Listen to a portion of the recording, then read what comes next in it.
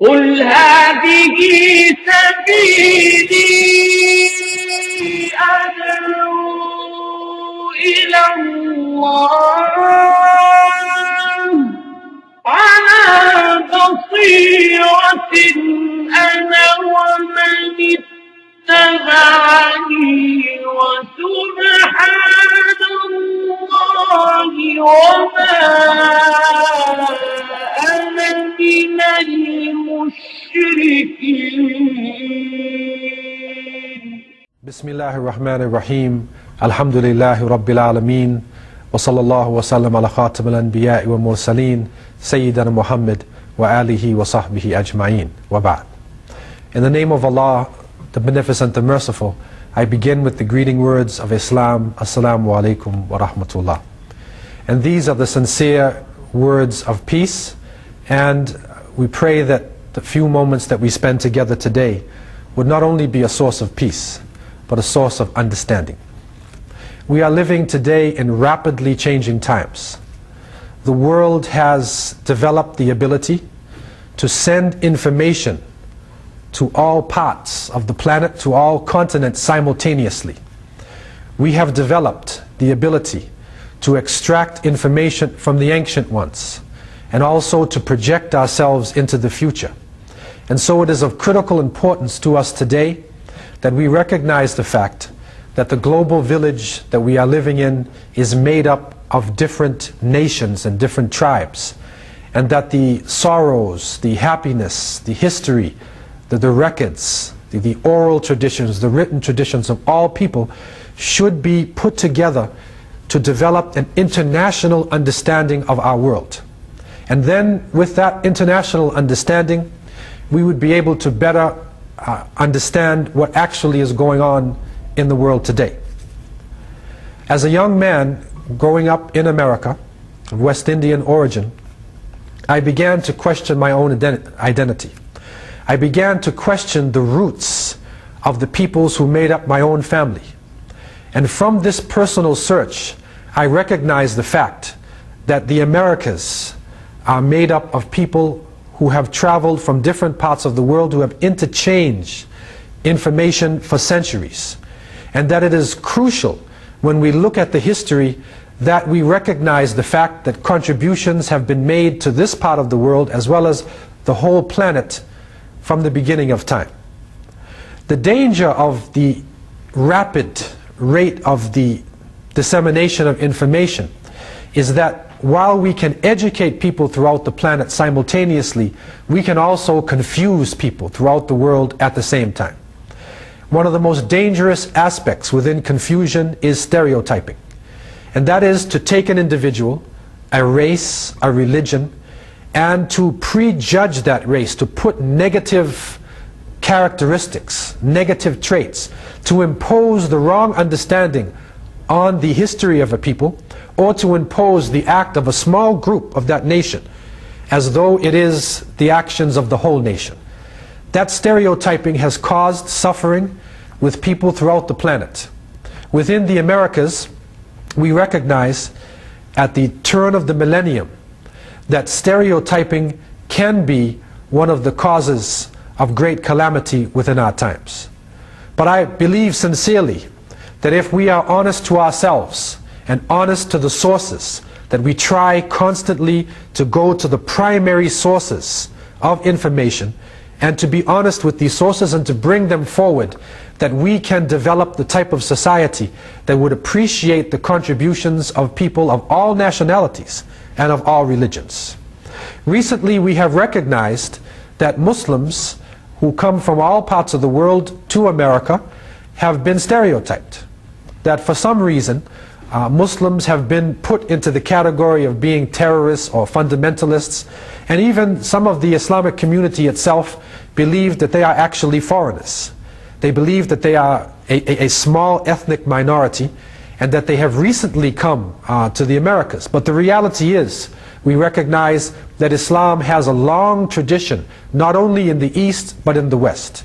And that really the concept of the East and the West is an arbitrary concept which divides people. There is no real East and there is no real West, in the sense that people have been circling the planet and have been migrating for centuries. As a young man, I questioned my identity. I questioned the fact that there are people within the Americas who have within their families descendants from Europe, from Africa, from Asia, from the native people of America, and there are people of different nationalities who are embracing the religion of Islam.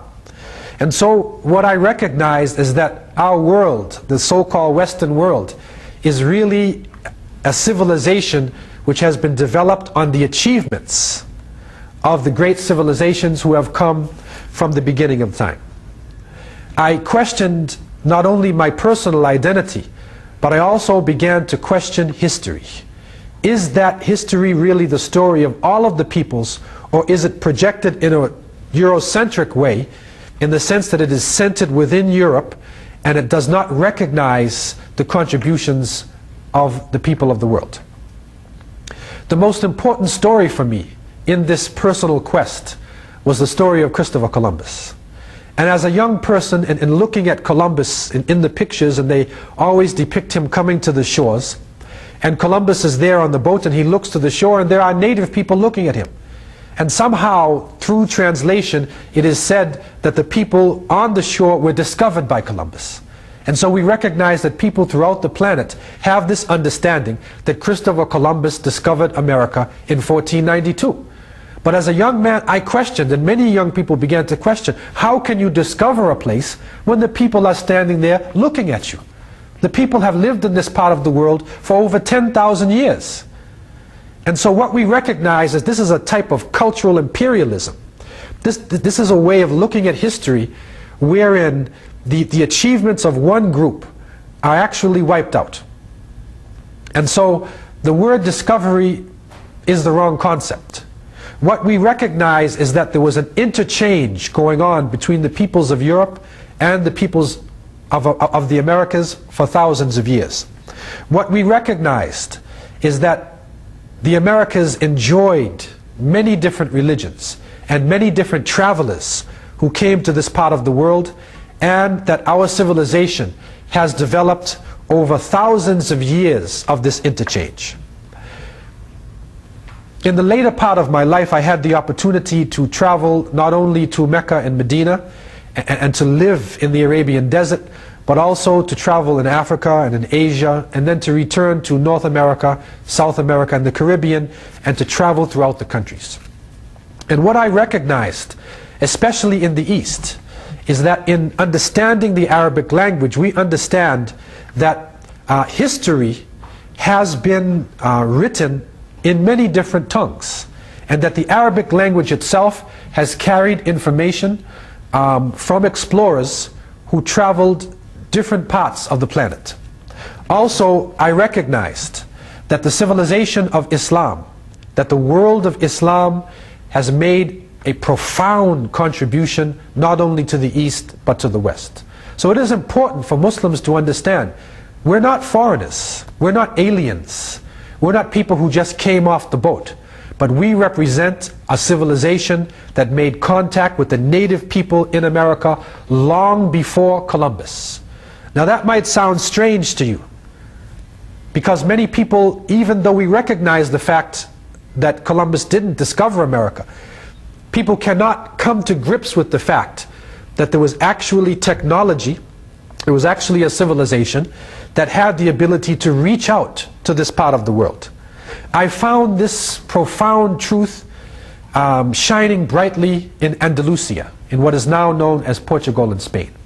And in visiting Cordoba and Granada and Seville and Toledo, we recognize the fact that the Prophet Muhammad, peace and blessings be upon him, who lived over 1400 years ago and who received the seal or the finality of the messages of monotheism, sent out his followers from the Arabian Peninsula. And he told them in the 7th century that you should take this message to those people who are not present. And so from the time of the Prophet Muhammad, peace be upon him, his followers spread out, and within 100 years, Islam had reached the far reaches of China, had gone to Morocco, had gone down into the Sahara, up into Russia, and had reached, I would say, most of the civilized world. In Spain and in Portugal, known as Al-Andalus, we see Islamic civilization flowering in one of its most profound forms. We find that Muslims coming into the Iberian Peninsula made contact with people who had been oppressed, and that the Visigoth nation reached out to the Muslims, that those people who were oppressed in Spain and Portugal reached out to monotheism, and Muslims responded. And in 711, Tariq ibn Ziyad, rahimahullah, crossed the Straits of Gibraltar. He landed on an island, and that island is known as Jabal Tariq. Today we say Gibraltar. The Muslims came into that land and they found the land fair seeming for the planting of agriculture. Citrus fruits, lemons, oranges, grapefruits, bananas, many different types of fruits were brought into Spain. The Arabic word for lemon is limon. The Arabic word for orange is burtaqal. So it became a type of Ard al-Burtaqal, or the land of the oranges. And Burtaqal becomes Portugal. The Muslims in Andalusia, in this flowering civilization, developed strong cities and strong institutions of learning. It is surprising to recognize the fact that in the last millennium, the largest city on earth was Cordoba. We would say Cordoba. It had over 200,000 homes, over 600 houses of worship. It had hundreds of schools and colleges and universities, and the great scholars from Europe and all parts of the world would come to Andalusia and sit at the feet of the Muslims in Seville, in Toledo, in Valencia, in Granada, in Cordoba, and learn from them the wisdom of the ancients. The Muslims, using the Arabic language and also the Quranic understanding of unity, were able to unite the knowledge of the Greeks and the Romans with the knowledge of the Egyptians and the Persians and the Chinese. They were also able to give this knowledge a new, what we would call, Tawhidic understanding. And that is that we don't study only for study's sake, but that we study to worship the Creator. That within our study, we see the inclusion of all peoples. Within our study, we see that we are part of a grand scheme, part of a universe created by a glorious Creator. And so with that concept, the average scholar within Andalusia could speak Arabic. He could also read and write Latin. He could also speak a dialect of Spanish and maybe Persian. And so information was naturally changed or exchanged. The knowledge of the ancient Greeks and the Romans was naturally brought into a new light. What is important for us to reflect upon is that Muslims were naturally geared towards international travel. Not only by the concept of Tawheed, which united all races, but also by the fact that in the month of Ramadan, our fasting begins with the sighting of the new Hilal. So that Muslims constantly within the month of Ramadan are looking for this new ray of light, this new crescent. Also within prayer, we recognize that all of the Muslims have to find the Qibla. So therefore, wherever you are, you have to pray in the direction of Mecca. If you are in the north, you pray to the south. If you are in the east, you pray to the west. And so therefore, 5 times a day, Muslims had to find direction. They had to understand their relationship with the North Star. Also, we find that within the concept of pilgrimage, or the Hajj, that Muslims were involved naturally in international travel. And so, when a pilgrim wanted to leave Russia, or to leave China to go to Mecca, he needed to have a map. Today in America or Canada we have the AAA, the American Automobile Association, or Canadian Automobile Association. And they give you what is called triptychs. So if you want to leave from Toronto and go to St. Louis, they give you a map. And it shows you where there are rest stops, where there is gas, and how to connect to the international highways. The Muslims were able to develop travel guides for the whole planet. In that if a Muslim wanted to move from Russia in the high mountainous region, or whether they wanted to go from Indonesia and the ocean to Mecca, they were able to follow a guide. And so maps were made, and travelers traveled throughout the planet. Ibn Battuta, rahimahullah, was one of those who traveled even in the early days to the great capitals of the world. Within that understanding, it was interesting for me to understand and to find the fact that Muslims were literally talking about travel to the Americas. And within this understanding, we enter into the first wave of Muslims coming into the Americas, the period of exploration. In 956, Abul Hasan Ali al-Mas'udi wrote a work called Muruj al-Dhahab wa Ma'adan al-Jawhar. This is called the Meadows of Gold and Quarries of Jewels. In this work, he spoke of the journey of a man named Khashkhas ibn Sa'id ibn Aswad, who went into the Atlantic Ocean around 889 of the Christian era. He crossed, he reached a land, and he returned to Spain, and everybody within Andalusia knew of the journey of Khashkhas. Al-Mas'udi also drew a map, and on that map, which can be considered one of the oldest maps showing America, he wrote Ard Majhula, unknown territory, so that Muslims recognize that across the Atlantic there was land. We find in another work written by Abu Bakr ibn Umar al-Quttiyya, this is Iftitah al-Andalus, the opening of Andalusia, he writes about the journey of a man named Ibn Farrukh, and this is in the year 999 of the Christian era, that Ibn Farrukh went into the Atlantic Ocean and he landed on the Great Canary Island, and from there he continued westward until he found a set of islands, and he named two of the islands, Capria, Plutania, and he arrived back in Spain approximately May of 999 of the Christian era. Another work by Asharif al-Idrisi rahimahullah is the work where he spoke of the excursion of the longing one in the crossing horizons. This is a famous geography book.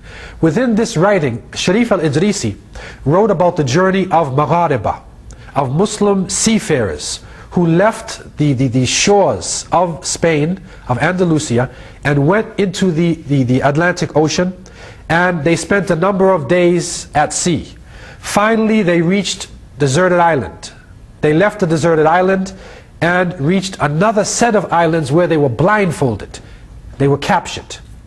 And they went to the king of the island, who spoke to them through an interpreter who could speak the Arabic language. What this means to us is that within the 12th century, when Idrisi wrote this work, not only had contact been made between the Muslim world, or between Andalusia, North Africa, and America, but also the people in the Americas had developed the ability to communicate in the Arabic language. One of the most interesting works, however, and there are a number of works in this area, I'll only mention a few, is the work of Al-Umari, Masalik al-Absar fi Mamalik al-Amsar. And this work, which could be called the Pathways of Sights in the Provinces of Kingdoms. This work speaks about the pilgrimage of a famous West African Muslim ruler whose name was Mansa Musa. And Mansa Musa, in the year 1324 AD of the Christian era, crossed the Sahara Desert to make his pilgrimage to Mecca with 72,000 followers. You can imagine this journey. They crossed the desert, and he carried so much gold with him that he changed the economy of every country that he reached. When he came into Egypt, Ibn Amir Hajib, the reporter of Al-Umari, and speaking on behalf of the Mamluk Bahri leaders of Egypt at the time, met with Mansa Musa. And he questioned him, where did you get this power and authority from? And Mansa told him, I come from a lineage, and my predecessor, Abu Bakr, went into the Atlantic with 2,000 ships, and he never returned. These people who ruled in the empire of Mali are known as Mandinka. And the Mandinka people were known in West Africa by the names of Jula, Wangara, many different names. And they were famous for their international travel and also for their love of knowledge and their love of making contact with other peoples and establishing business. And so 2,000 ships were outfitted by the Mandinka and sent across the Atlantic Ocean. We recognize the fact that they were leaving from the Guinea coast of West Africa. Modern science has shown us that there are currents, the equatorial currents, the southern current and the northern current, that naturally take people from the Guinea coast of West Africa or below right into either Brazil or the West Indies. So it was not strange for the later explorers to understand the fact that African people had been crossing the Atlantic on these currents. And Christopher Columbus, in his papers, admitted that on Monday, October 21st, 1492, while his ship was sailing near the northeast coast of Cuba, that he looked up and he saw a beautiful mountain and he saw a masjid, a mosque, Mesquita he called it.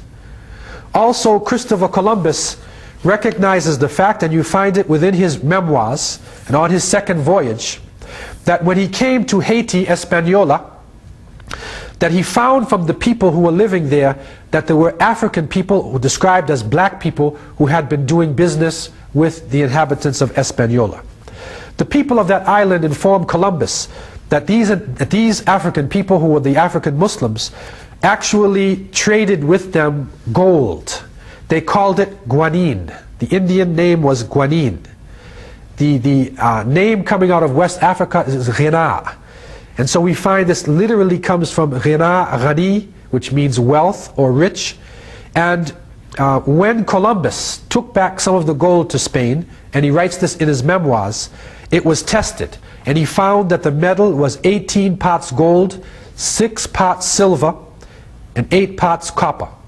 And this is the same ratio that was being used in the metal shops of the Guinea coast of the West Africa.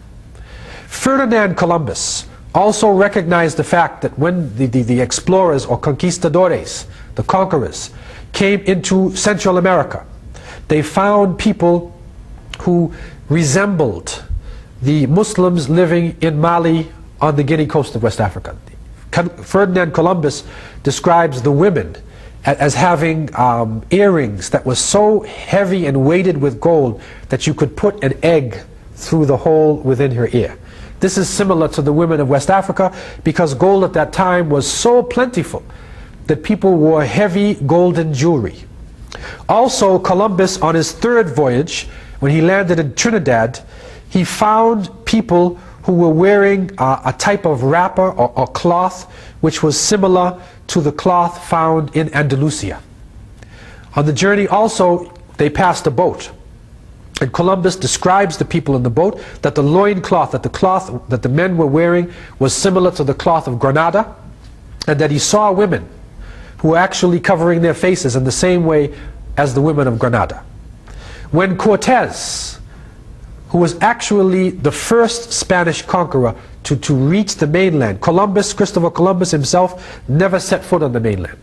But Cortez himself, who set foot in Mexico, when he set foot on that land, he is quoted to have said, "When I saw their hanging gardens and their pyramids and their aqueducts and running water and palaces, I realized I have never seen anything like this before in Spain." This shows us two things. One, that the native people within the Americas had a powerful civilization.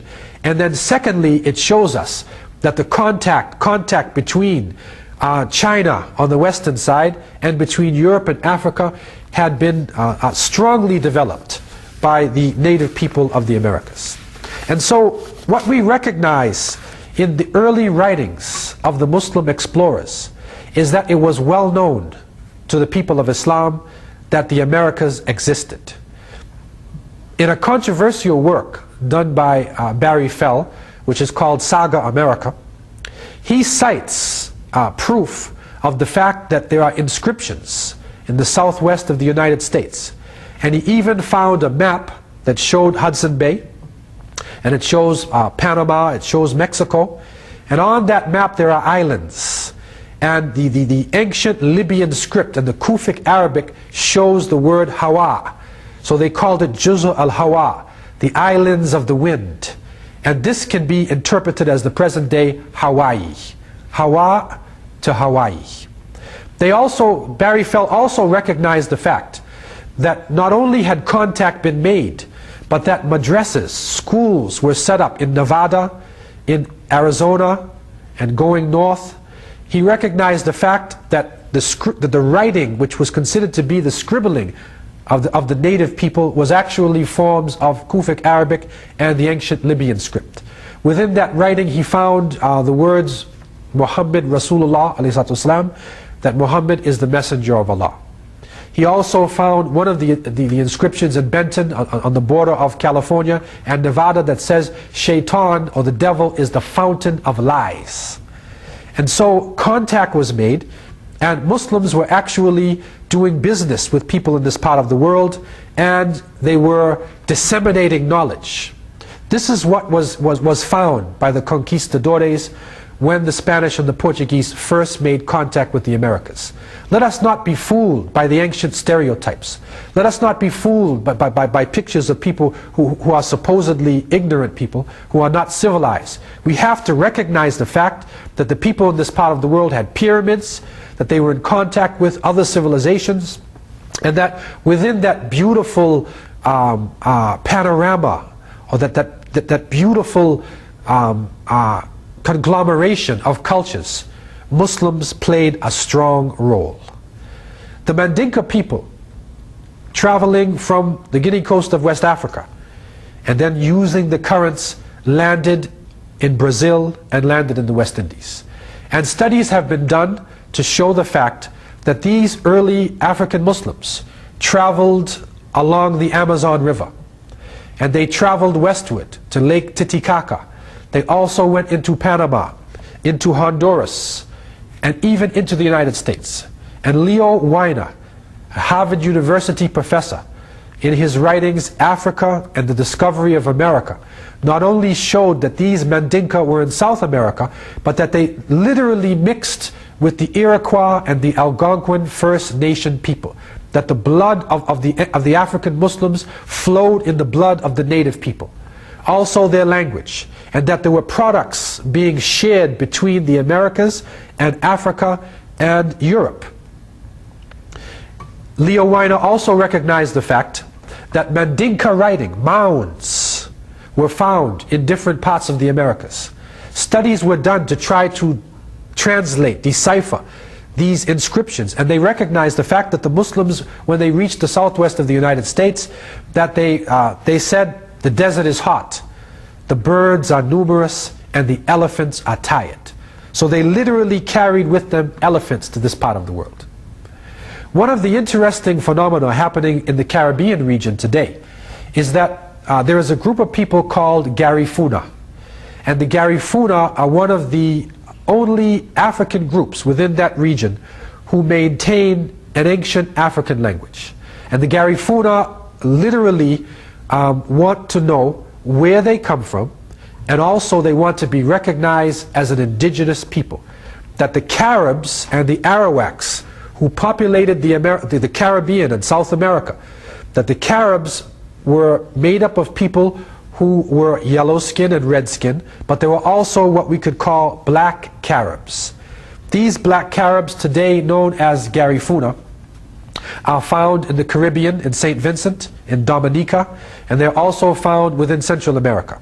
History tells us that when the British came into the Caribbean region and they found these Garifuna people, black Caribs, living all over the region, they tried to say, well, maybe they're shipwrecked slaves.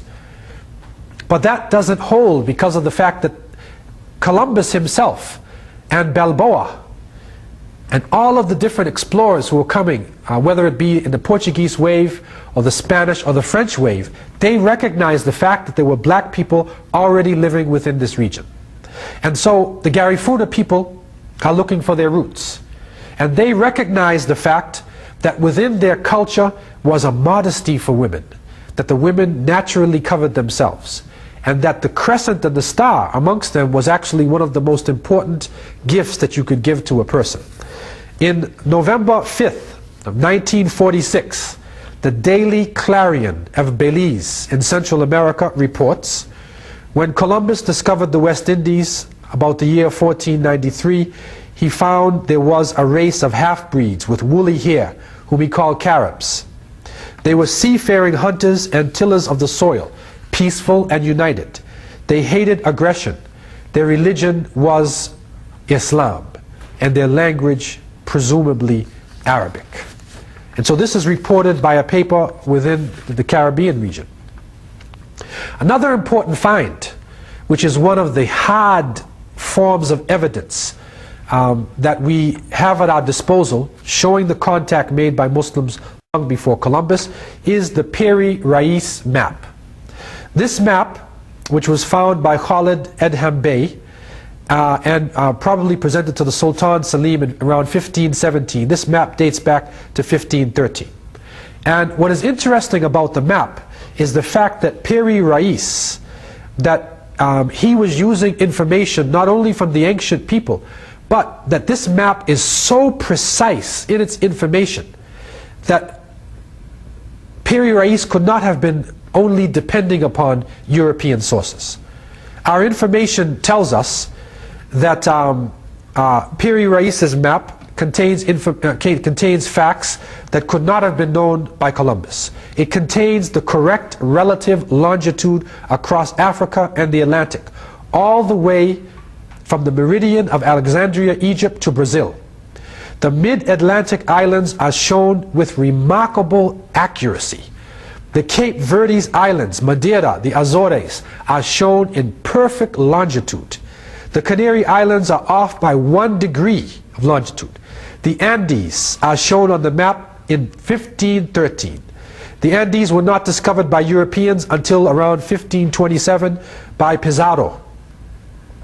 Rivers are shown with almost perfect longitude and latitude.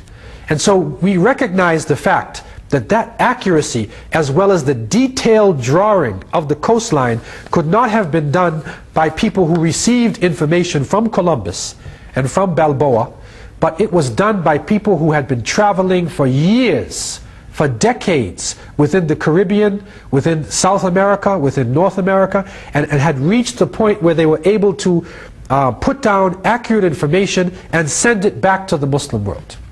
And so we recognize that contact was made long before Columbus. And Chris was actually fairly late. And I don't want to really harp upon Columbus himself, but really, if we are honest to ourselves, we should rewrite history and say, not that Christopher Columbus discovered America, but that he was discovered in 1492, because he was lost. And he actually bumped into the Americas, thinking he was going to India. That's why we still call the people in America Indians. He thought he would meet the great Khan of India. Actually, he met people who had enjoyed a civilization for over 10,000 years. What we need to do is to put Columbus in the proper perspective. And if you read his memoirs and the writings of those from whom he got his information, it is crystal clear that contact was made between Andalusia and between Africa long before the coming of the Nina and the Pinta and the Santa Maria. People might say also, but how can you cross without a European boat? Thor Heyerdahl, Norwegian scientists in the 60s and the 70s, crossed the Atlantic using a boat made of indigenous papyrus, and it was actually constructed by African people. And it was totally done in a way that would show that it was possible for Africans to have crossed the Atlantic on the currents. And Thor Heyerdahl's boat and the scientific work that he has done has proven to us conclusively that the Africans on the coastline of the Guinea coast, and also the Andalusians, the Muslims, had the technological ability to cross the Atlantic. Another interesting bit of information coming out of this hectic period of time, when Muslims were actually being driven out from Spain, from Portugal, and when Europe was coming to the surface. 1492, many people use as a cutoff point. But what is important about 1492 is that that is the date when Abu Abdullah, known as Boabdil, wrote over a treaty and he surrendered Granada. This was the last stronghold for Muslims in Western Europe. Muslims had achieved the heights of civilization. Not only were they leading the world in seafaring, they also helped to develop modern astronomy, calculus, trigonometry, engineering, genetics, geometry, geophysics, meteorology, physics, taxonomy, zoology. I mean, the word algebra comes from jabr. Chemistry literally comes from alchemia, alchemy. And we find that Muslims made great contributions in medicine, in math. When we count, we are counting with the Arabic numeral system. 0 is literally an Arabic word, sifr. So when we count 1, 2, 3, 4, 5, we are counting with an Islamic number system.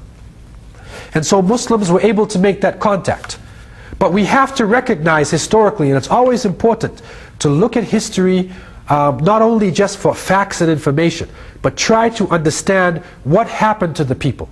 How did they use their technology? What are the lessons that we can learn from the people during that time? We recognize the fact that Muslims had reached the heights of civilization. But when they left the tenets of Islam, when the Arabs were distinguished from the non-Arabs, when the white was distinguished from the black, when the rich began to oppress the poor, when people began to be involved in the drinking of wine, and they were involved in corruptions, Allah subhanahu wa ta'ala took away their knowledge and supremacy. And we find that they were humiliated. And history records the Inquisition. This is one of the most terrible persecutions in the history of this planet. It is in this time that Muslims were taken to the Inquisitor. And the Inquisitor would say very clearly, are you a Catholic? If you were not, if you were Jewish or Muslim, and you recognized your faith, you would be burnt at the stake. If you said you were a Catholic, then they would allow you to live. And so what happened was that literally hundreds and thousands of Muslims and Jews were forced out of Andalusia, were forced to flee into North Africa and into the Americas. So the early population of people who were coming across with the Portuguese and the Spanish were for the most part Muslims. The artisans, the people working on the boats, it was Islam that had developed the technology to go across the ocean. And so when Vasco da Gama was crossing the Cape of Good Hope, he was helped by Ibn Majid. When Columbus came across, he had actually gone to West Africa on one of his early journeys. And so Muslims were literally on the boats. And Rodrigo de Triana, a Muslim who was hiding his identity, sighted land before Columbus. But Columbus took the credit for it. What we recognize is that the history of Islam was wiped out from that point. What we recognize is that those Jews who could not take the oppression and had to hide their identity were called Morenos, and the Muslims were called Morescos. These are people who outwardly are Catholic, but inside they are still within their own religion, and the Morescos were still within a state of Islam. One of the interesting studies which is coming forward today is a book written by N. Brent Kennedy called The Melungeons, The Resurrection of a Proud People. Within these writings, we are recognizing the fact that in early America, when the British came to the shores, they found not only native people, but they also found Spanish people, Portuguese, and Muslims who had come across as the artisans. N. Brent Kennedy was struck with a debilitating disease, sarcoidosis, and this nerve-based disease is also found in the Mediterranean. And when he went to the doctors and studied his genetics, he found that his genes, the frequency of his genes and what was being found with his genetic makeup was similar to the genetic makeup of people in North Africa, in Sicily, all throughout the Mediterranean, and interestingly enough, also in Turkey. He also found out that this sarcoidosis could be found within people of that region. And so, along with the study of disease, he also recognized that there was a great tradition for his people. His people were known as Melungeons. Within America, in the South, people relate to natives, African Americans, Euro-Americans, but we also recognize that the southern people recognize a group of people called Portuguese or Portuguese, Guichis. And these people lived alongside the other famous groups. What is now coming to the surface is the fact that the Spanish established Santa Elena, South Carolina, in 1566. This is 40 years before Jamestown. And this was a thriving colony. And when the British came into that region and they conquered Santa Elena, the workers, the artisans, the Melungeons, fled into the mountains and they mixed with the native tribes all throughout that southern region. We also recognize the fact that right around the same time in 1586, the English pirate Sir Francis Drake was commanding 30 English ships. He made a daring raid against the Spanish and Portuguese colonies in Brazil, and he succeeded in liberating over 400 Portuguese and Spanish people who were held prisoner. History tells us that over 300 of these people were Melungeons or Morescos or Muslims who had been hiding their identities, or Turkish people who were used in the galley boats for the Portuguese and the Spanish. Francis Drake wanted to establish a colony in Cuba, but the winds would not allow him to land, so he went north and he landed on the coast of the Carolinas.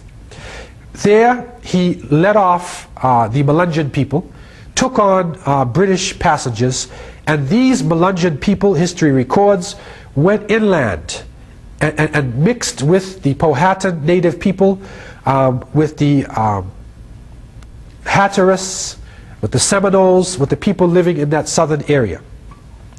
History also records to us that in 1654, the English explorers learned from southeastern Indians of a colony of bearded people wearing European clothing, living in cabins and smelting silver and dropping to their knees 5 times a day. And these people were called Portuguese. Also in the mid-1600s, there were people living amongst the Powhatans and the related tribes of Eastern Virginia and North Carolina who were described as dark like Indians, but they were called Portuguese. In 1784, Tennessee Governor John Sevier records an encounter in northwestern North Carolina with a dark-skinned, reddish-brown complexioned people who were supposed to be, he thought, of Moorish descent or Portuguese. In eastern Tennessee, late 1700s, Jonathan Swift, an Englishman, married to a Melungeon woman, utilized Melungeon people in his mines. He described them as dark complexioned people, and they were known as Mecca Indians. We also recognize the fact that the Portuguese-based Melungeon or Moresco people, this different group, which is primarily Muslim, intermingled with the native people and the African American people.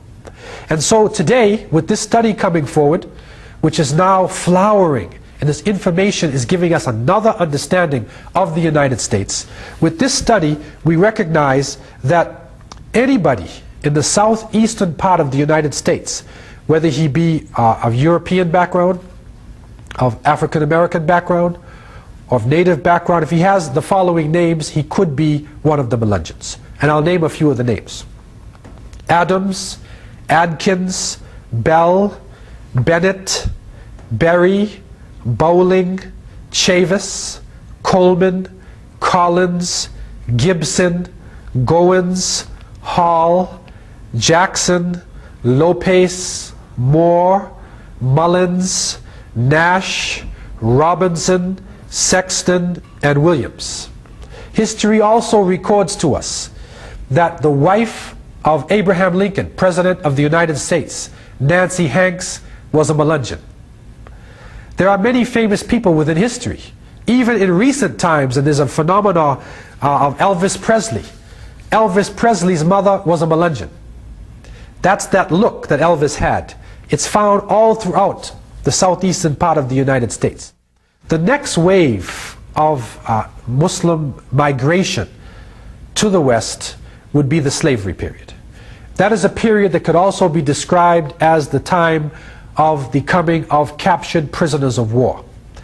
where African people were taken from from the Guinea coast of West Africa, from the Congo, from Angola, and they were carried to the Americas, to Brazil, to the Caribbean, to the United States. People from the Wolof, Ashanti, Yoruba, Susu, Fanti, Hausa, Fulani, all the different nations were put side by side and brought into the Americas.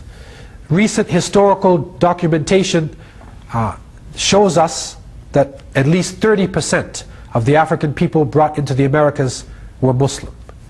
How can we come to this conclusion? Especially when history books had been written before and had not included Muslims. What is happening now is that there is a reanalysis going on, and that through the investigation and study of autobiographical and biographical sketches, through newspaper articles, through ads for runaway slaves, through slaveholders' records, through the testimonies of slaves and their descendants, and interesting, even Arabic writings written by the slaves that are coming to the surface, we now understand that not only were Muslims part of the African population captured and brought to the Americas, but they played a vital role in resistance and in the continuance of African culture and of liberation and the thoughts of independence that the African people had within this part of the planet. We recognize the fact that in Brazil, a large slave revolt happened around 1835, and that the Muslims from Hausa and Fulani origin were not only able to resist the Portuguese, but they literally conquered a section of Brazil and they ruled it according to Islam. They literally were giving out money in a Baitul Mal, a treasury house. They were also establishing calling to the good and forbidding evil. And the Portuguese reached the point where they gave the Muslims the right to go back to Africa. And so literally hundreds of Muslims were given boats and they went back, and today you can pray in Lagos in a Brazilian mosque that was built by Muslims who were captured, taken to Brazil, and returned to Africa as free people and established themselves within the Western African continent. Also, we find the fact that Muslims were involved in insurrections and revolts all throughout the Caribbean and the United States.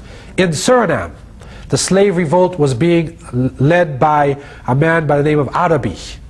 His general was called Zamzam, like the Zamzam water that Muslims drink in Mecca. These bush blacks went into the interior of Suriname, or Dutch Guyana, and they're still living in the interior today. In Jamaica, in the 1820s, a slave revolt broke out, and a document was being passed around between the slaves in the Arabic language called Al-Wathiqa. This came to light through the writings of Robert R. Madden, who was one of the 6 special magistrates sent to the island of Jamaica in 1833 by the British government in order to observe the state of the country, taking them from slavery into apprenticeship. He recognized the fact that Muslims were there. He had served in Turkey and he knew something of Islamic phrases. So he gathered together a group of African people in Kingston, Jamaica, and he said, La ilaha illallah. When he said that to them in Arabic, meaning there is no God but Allah, he said they began to chant the whole of the Quran, and if he didn't tell them to be quiet, they would have finished the whole book.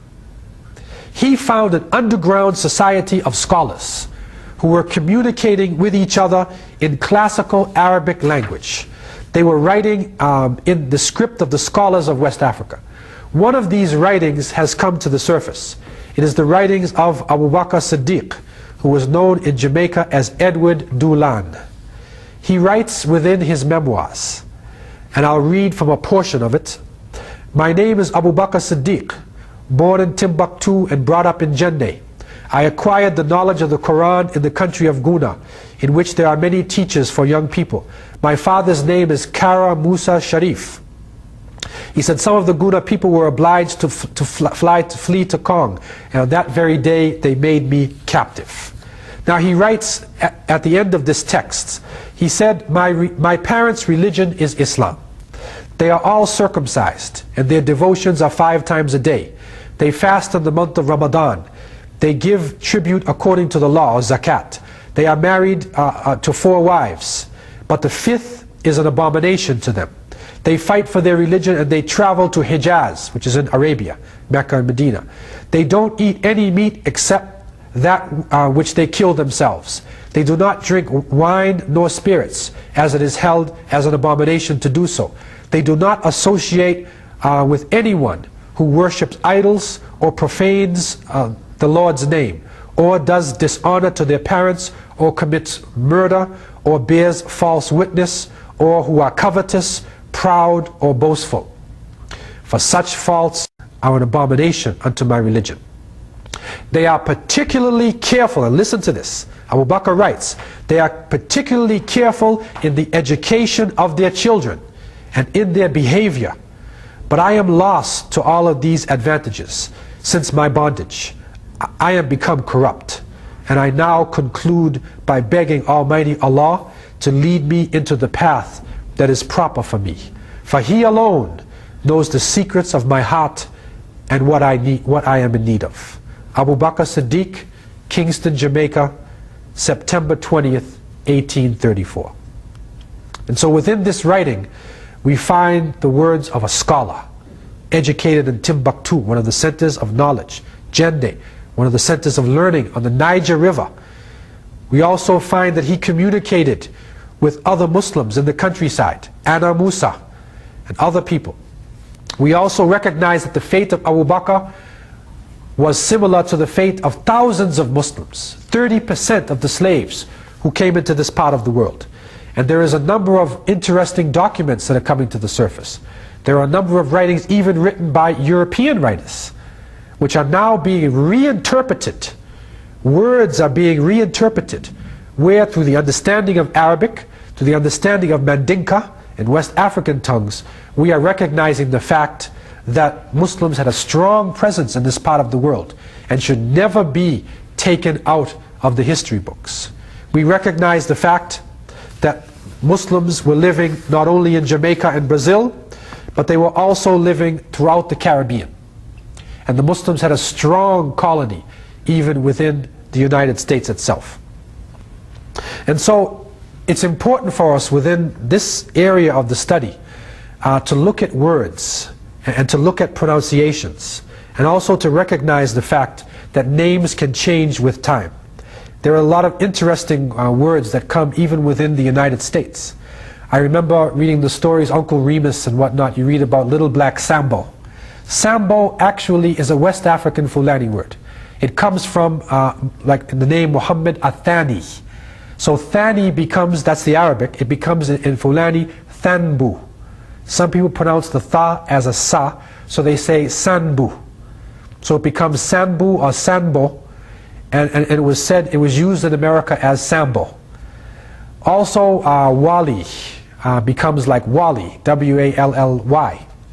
We also find that Abu Bakr in West Africa is pronounced Bubakar, and Bubakar in America was pronounced Booker. We found Ibrahim as Bram. We found Ja'far as Jeffrey. And we find a number of Arabic words and Mandinka Muslim names being used in a different way in the Americas. And therefore when people looked at these names, they thought, well, these are not Muslims because it's not Arabic. But it is the change of the name through time. One of the most interesting studies in this area done by a Mr. McFeely, and he was writing the biography of Frederick Douglass.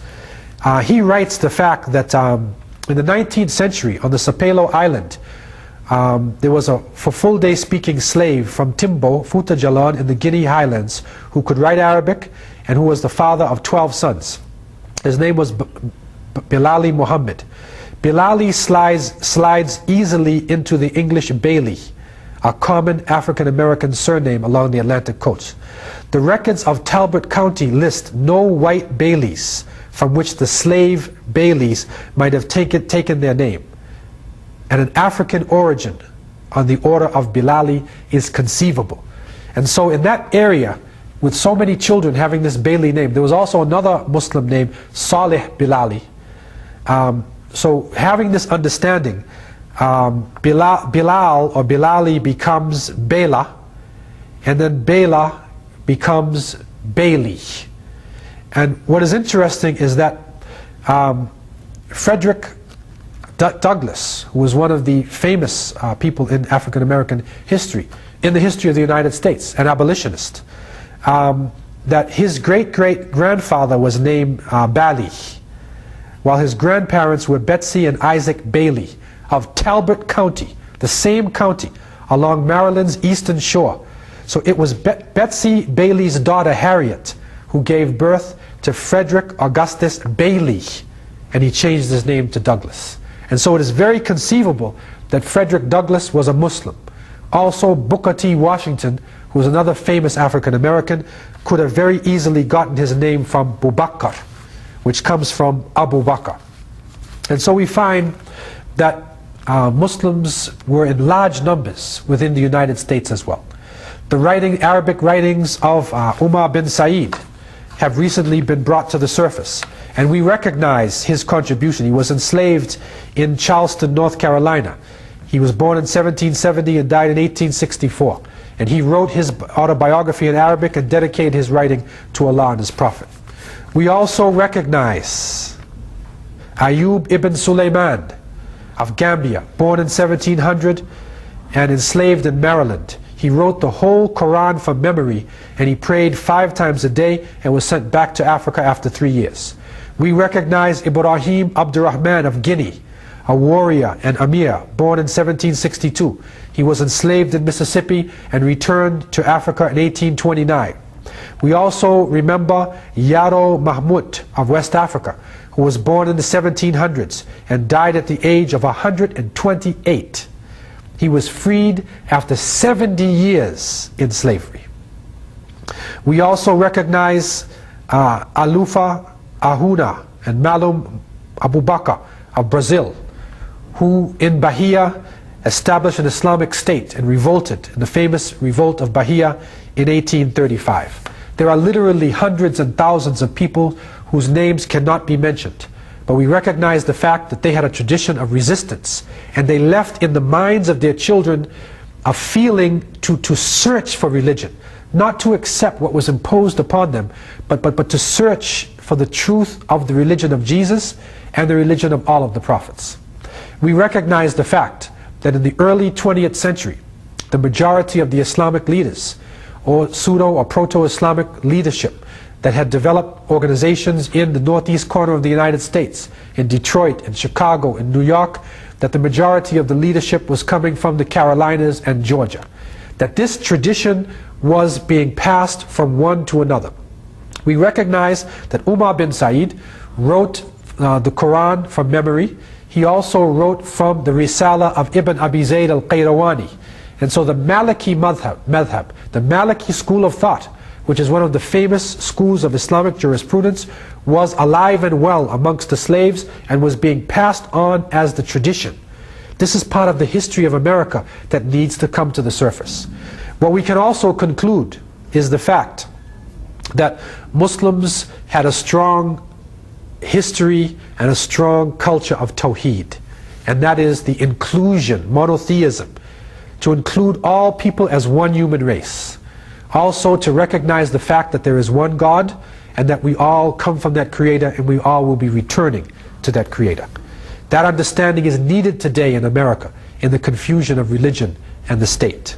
Also we recognize the purity of relationships, tahara, that within the purity of relationships, the love between parents and children, the respect and dignity and honor and trust between husband and wife, the purity of thought when a man is dealing with a woman, the purity of physical and spiritual relationships between the sexes. Also we recognize the Muslims had a strong tradition of amr bil ma'ruf wa nahy al munkar, that they struggled, they called to the good and they struggled against evil. And so the evils in the society today, the drugs, the homelessness, the crime, all the different problems we are facing, Muslims have a great contribution to make to the Americas and to the world today.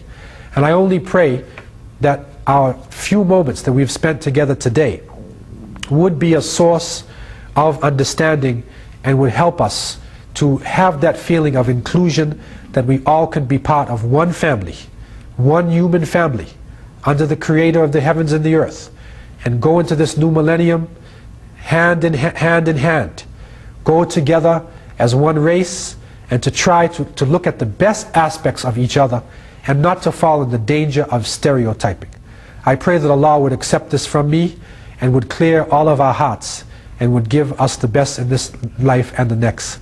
And I leave you in peace. Assalamu alaikum wa rahmatullahi wa barakatuh.